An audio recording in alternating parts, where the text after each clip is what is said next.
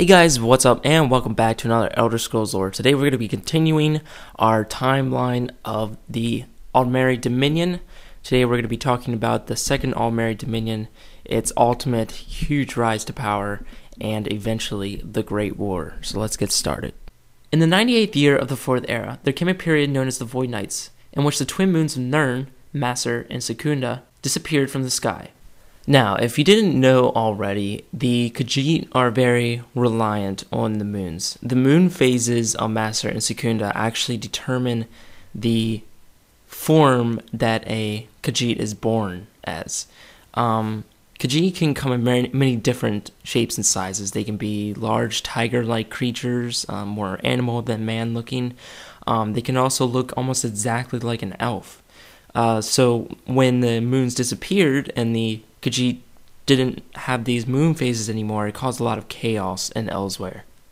The Thalmor were able to restore the moons to the sky, however, through previously unknown dawn magics, gaining favor with the Khajiits. With the help of the Thalmor, the kingdoms of Anequina and Palatine broke away from the Empire and became client states, or protectorates, of the Second Aldmeri Dominion. Some, however, say the moons returned for other reasons, and that the Thalmor just claimed responsibility to gain favor with the Khajiit. This could very much be true, I'm not sure though. The Dominion now felt powerful enough to challenge the Empire and pulled together a military to bring war to Cyrodiil. Cyrodiil had not been touched by foreign invaders since the conquest of Tiber Septim. The men of Tamriel were in for a war that would shatter the foundations of the Empire they had worked so hard to build up. Titus Mede, knowing that conflict was dawning, dispatched his special agents, the Blades, to Valenwood to gather intelligence and conduct covert operations. The Dominion, however, hunted down these agents and killed many of them. The Dominion was ready for war, and dispatched an ambassador to the imperial city. The ambassador brought with him an ultimatum, and a gift. The ultimatum was for the Empire to pay immense tributes to the Dominion, disband the Blades, outlaw the worship of Talos, and cede large portions of Hammerfell to the Dominion. Obviously, the Emperor rejected the ultimatum. The ambassador then presented the Dominion's gift. This gift was a collection of hundreds of severed heads of the executed Blades. After the rejection of the ultimatum, the Dominion forces, led by Lord Narfin, I know that's probably not how you say it, but that's how I'm saying it, invaded Cyrodiil through its border with Elsewhere. Narfin and his immense Altmer army invaded southeastern Cyrodiil, striking Leyawiin, which is a town in Cyrodiil, as its first target. The attack came as a surprise to the Imperial defenders, and Leyawiin was easily captured. Next, the Dominion set its sight on the town of Bravil, besieging it and cutting it off from the rest of Cyrodiil. Bravil soon fell. All of southern Cyrodiil was soon in the hands of the Dominion.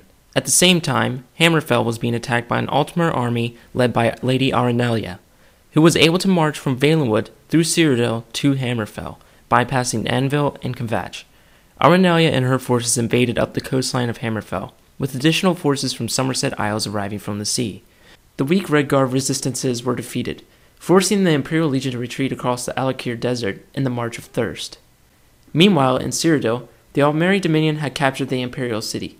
By this time, the Empire was well aware of the attack and had the opportunity to strike back. Rallying its meager forces, the Empire struck back against the Aldmeri Dominion with the full force of the Imperial Legion, with Imperial forces surrounding and then regaining the Dominion-occupied Imperial City. Lord Narfin was hung from the White Gold Tower and kept alive for 33 days. This victory did not come at a cost to the Empire. The Legion was greatly weakened, and the Empire was battle-weary, so the White Gold Concordant was struck. The Concordant was a peace treaty between the Dominion and the Empire, and these were its terms. Talos worship was to be outlawed, the Blades were to be disbanded, the southern part of Hammerfell was to become part of the Dominion, the Thalmor could move about freely in the Empire to punish Talos worshippers, and hostilities were to end between the Empire and the Dominion. Peace had been restored, but the Empire had basically surrendered to the terms of the original ultimatum, as well as losing many lives. So basically, the terms of the original ultimatum were almost exactly the same. I'm not sure if any tribute was paid to the Dominion, but I'm guessing there probably was. Not everyone agreed with the terms of the White Gold Concordant. The Redguards of Hammerfell refused to relinquish a part of their province, and continued their fight against the Dominion. 5 years later, the Treaty of Stros Mackay was formed, which made the Dominion withdraw from Hammerfell. Hammerfell had won its independence not only from the Dominion, but also from the Empire that had abandoned it. In addition to Redguard opposition, the many Talos worshippers of Tamriel were outraged, particularly in Skyrim, which eventually led to the Stormcloak Rebellion, and, well, you know the rest about that. The terms of the White Gold Concordant still cause plenty of political strife to this day. The Dominion is more powerful than ever, and a new war could be on the horizon between the Dominion and the Empire. But that is a whole other chapter of the Elder Scrolls. Anyways, guys, thank you for watching. It was kind of fun making this, but it was a bitch. I hope you guys enjoyed it. Subscribe if you want to see more of these videos or any kind of videos that I make. Comment if you've got something to say, but like I always say, make sure that what you're saying is something you know is true, because I do not want rumors here.